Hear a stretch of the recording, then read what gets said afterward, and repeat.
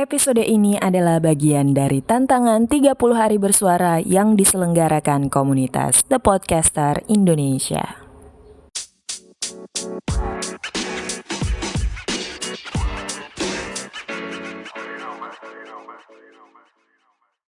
Ada beberapa orang yang tanya, itu sekarang hubungan aku sama kepala sekolah gimana?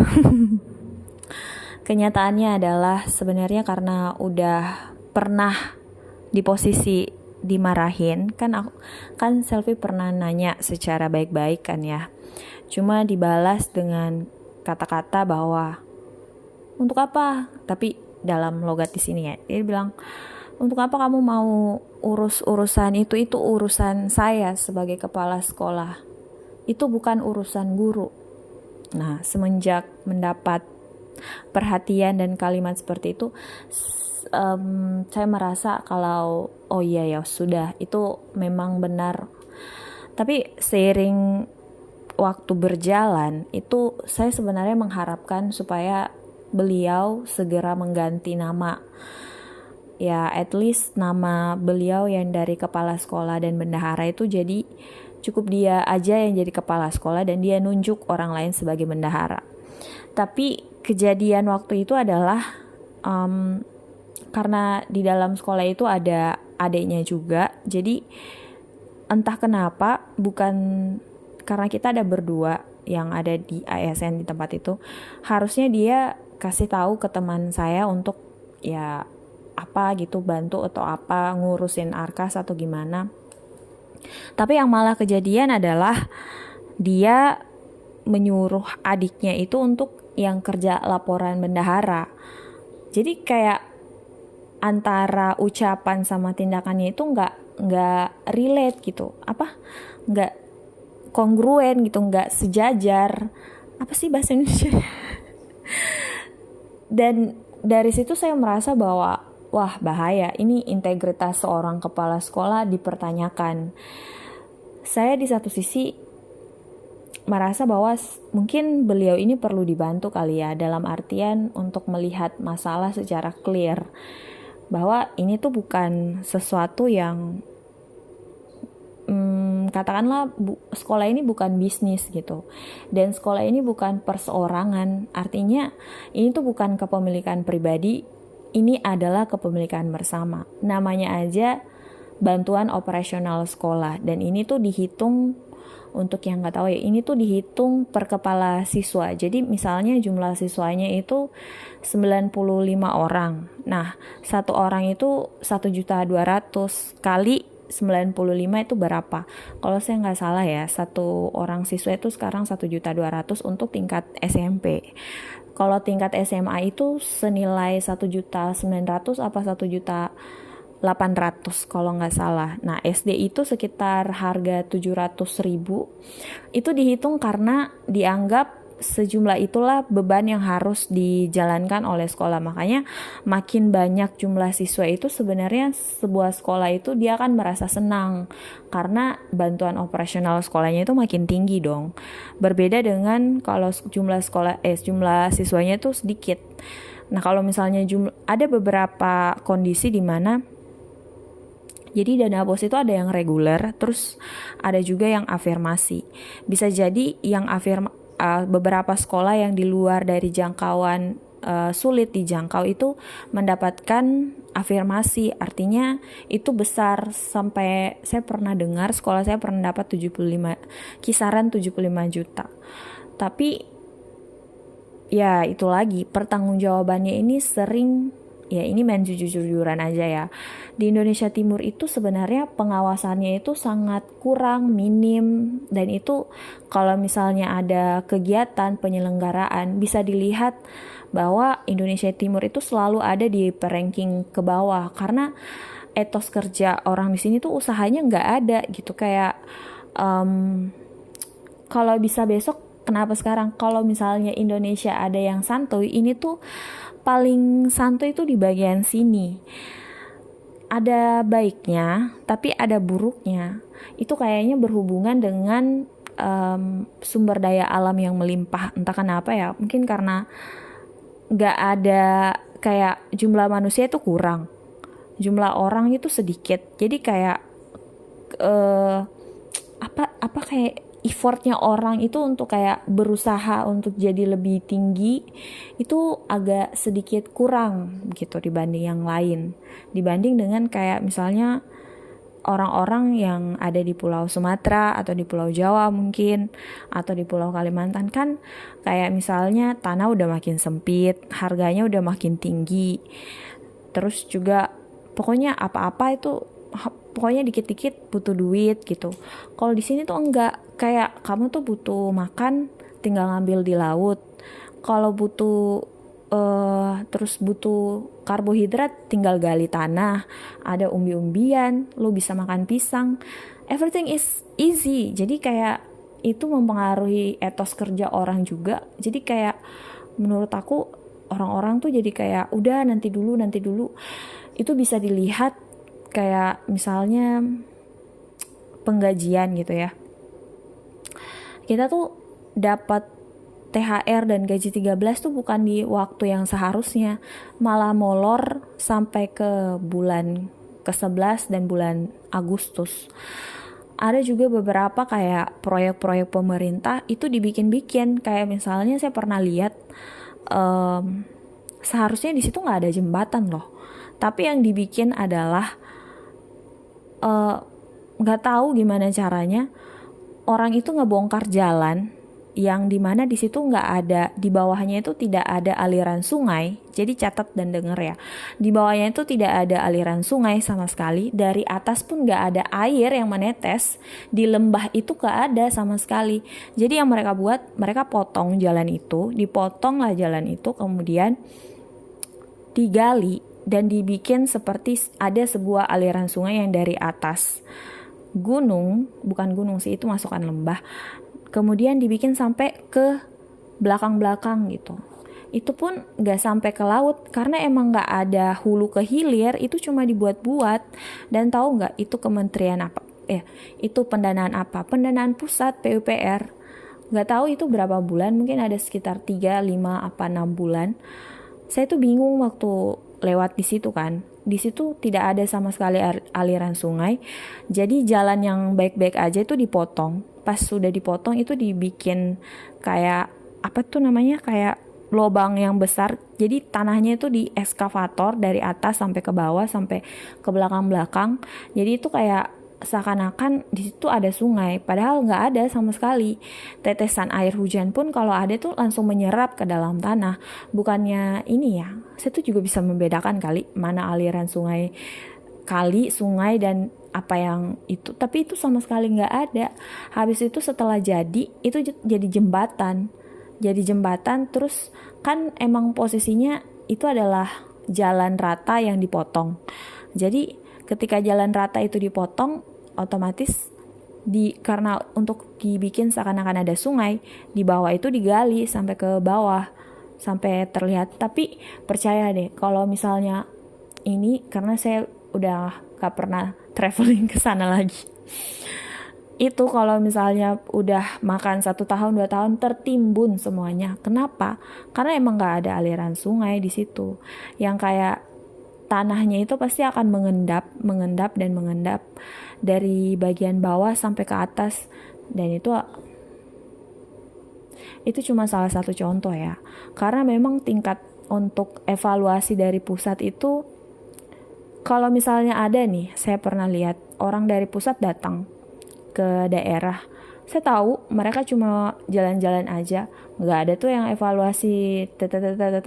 Kalau mereka mau evaluasi, itu benar-benar orang yang menurut aku punya kejujuran dan tingkat integritas yang tinggi. Karena semuanya tuh main duit.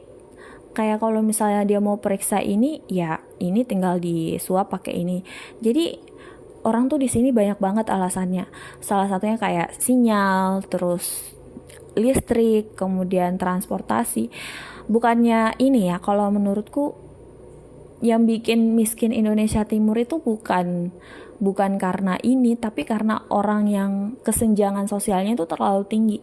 Jadi orang yang pintar dan mendapatkan ilmunya itu ada di posisi yang di atas. Kemudian orang yang nggak tahu dan hidup normal dan menganggap ini biasa-biasa aja, padahal dia tuh bisa mendapatkan haknya yang lebih atau mendapatkan kualitas yang lebih. Nah ini karena ada tingkat kesenjangan yang tinggi, akhirnya orang yang ada di tingkat tinggi ini mengeksklusifkan dirinya dibanding orang yang ada di bagian bawah. Jadi yang di atas ini dia akan menikmati segala sumber daya yang ada, sumber daya alam, sumber daya keuangan, dan yang ada di bawah ini dia nggak tahu apa-apa, dia tinggal konsumtif, dia hanya mikir ini untuk hari ini aja, dan itu terus menerus terjadi kecuali ada penjembatan di antara kedua ini yang bisa meningkatkan yang di bawah ini. Kalau menurutku satu-satunya itu adalah jalan pendidikan. Tapi usaha untuk membuat seseorang itu berubah pola pikirnya untuk menjadikan manusia itu berdaya secara otak dan secara fisik, bukan, kalau sekarang sih mereka tuh berdaya, orang-orang di situ berdaya secara fisik, secara pemikiran tuh belum sampai ke tingkat pemikiran yang untuk menghasilkan ide cemerlang mau bikin inovasi apa, karena di sini tuh kita masih struggle untuk bertahan hidup, selanjutnya mau bikin apa. Terus tingkat inflasi yang ada di sini tuh lebih tinggi dibandingkan mungkin orang-orang yang udah pernah ke Maluku Utara, pokoknya ke Papua, itu pada nyadar kalau di sini tuh harga mie instan tuh bisa 5.000 atau bisa 4.000 satu bungkus. Dibandingkan ya kan kita tahu transportasi lah apa segala macam. Jadi barang-barang sekunder itu biasanya harganya itu lebih tinggi dibandingkan yang lain. Dan ini tuh bikin masyarakat tingkat bawah itu terjerat dengan pola yang itu saja karena udah nggak paham ilmunya kayak gimana, terus terjerat sama pola pikir konsumtif, terus akhirnya kayak misalnya pengen beberapa ya, nggak semuanya, itu pengen terlihat seperti orang-orang, kayak misalnya punya HP, terus punya motor. Nah padahal orang-orang kita tuh nggak berpikir bahwa yang seperti ini tuh barang-barang yang akan menghabiskan, bukan, kita tuh maksudnya lebih baik kalau kita spending atau beli sesuatu yang jadi modal gitu, jadi sesuatu yang bisa diputarkan kembali uangnya. Tapi rata-rata cara orang berpikir di sini adalah gimana cara yang ngabisin ini dan nggak bisa berputar lagi. Dan itu tugas saya sebagai guru, agak berat ya.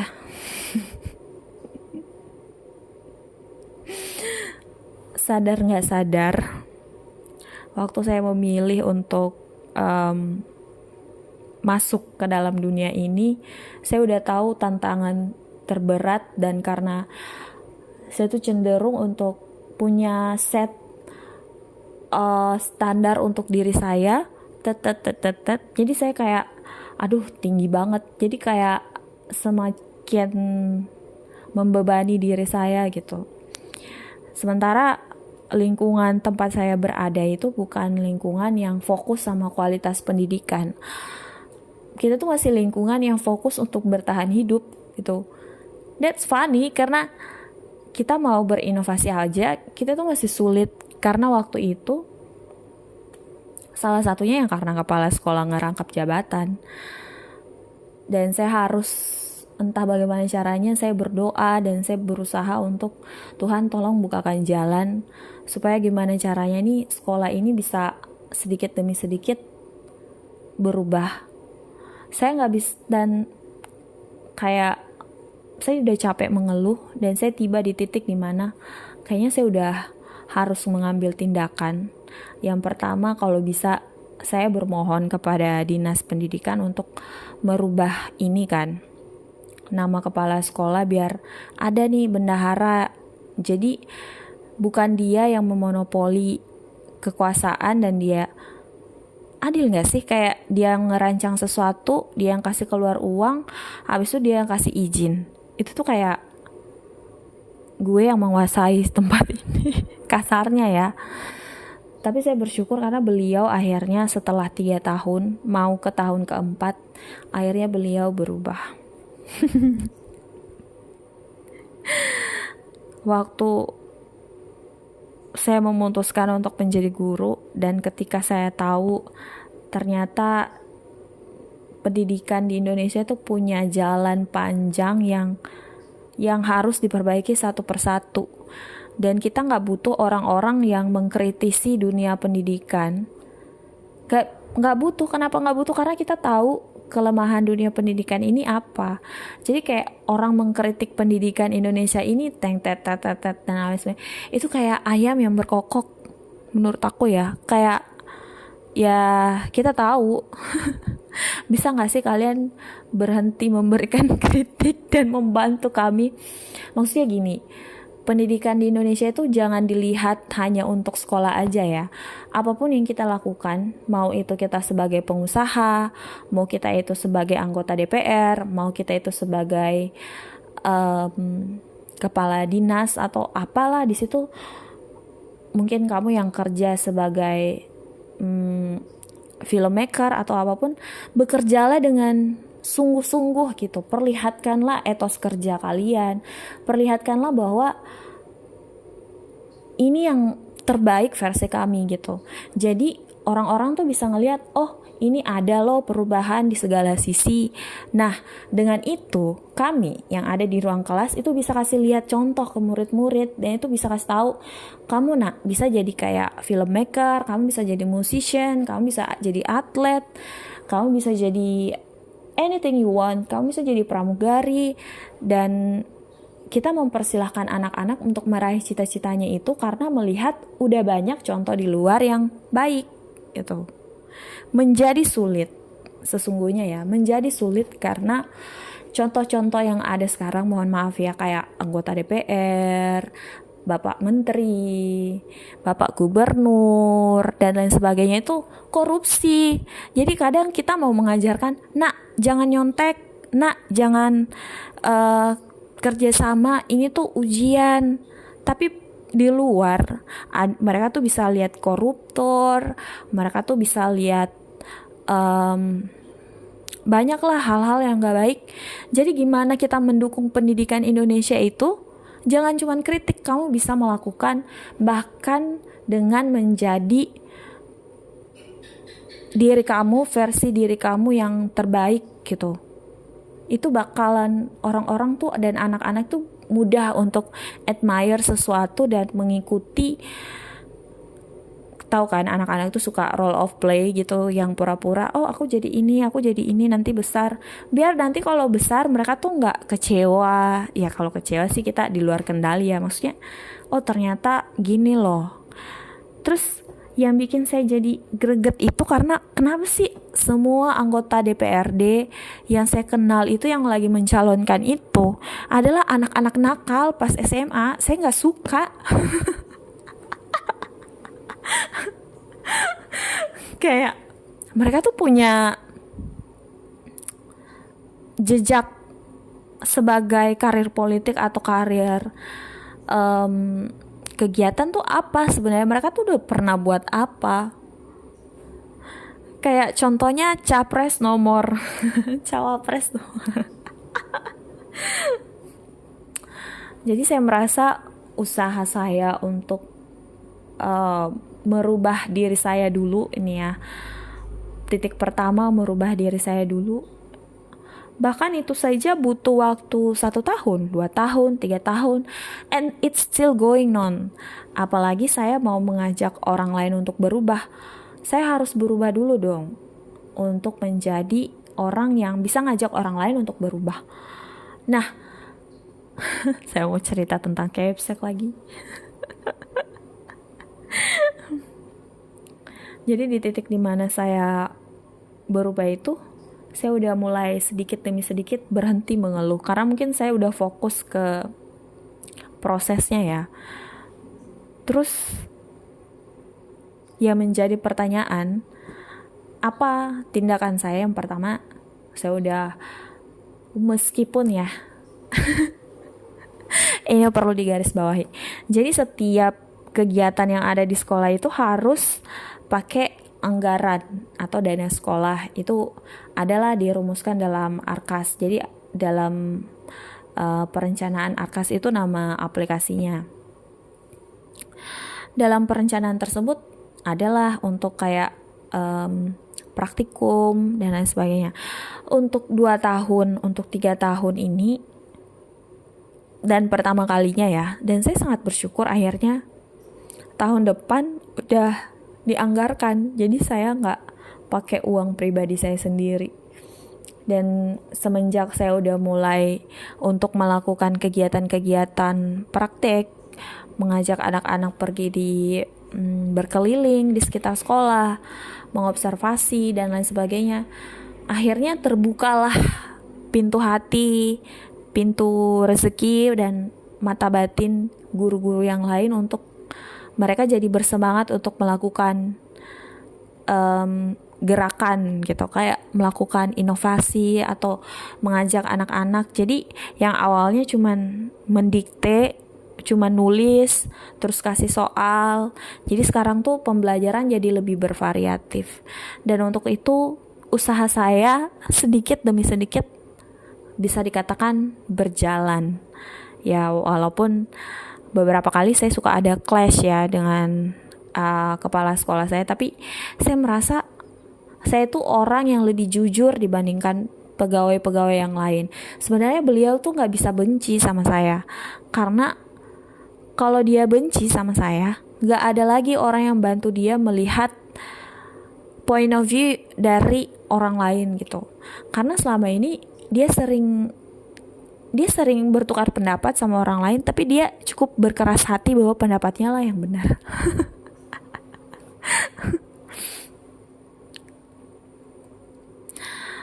Mungkin perubahan pendidikan Indonesia itu butuh usaha yang lebih banyak, butuh banyak ya, saya yakin sih butuh banyak orang yang perlu terlibat. Entah kamu yang lagi udah jadi pengantin baru, udah punya benih udah ada calon bayi, saya rasa itu pendidikan tuh udah mulai dari situ. Dan mulai dari sana sebenarnya orang tua itu kan adalah gurunya anak. Sampai umur berapapun anak bakal selalu kayak balik ke orang tua, nanya pendapat orang tua kan. Jadi menurut aku mulai dari kamu menikah, kamu memiliki anak, kamu jadi orang tua, di situ tuh kamu udah mulai belajar banyak hal lagi, ya nggak sih?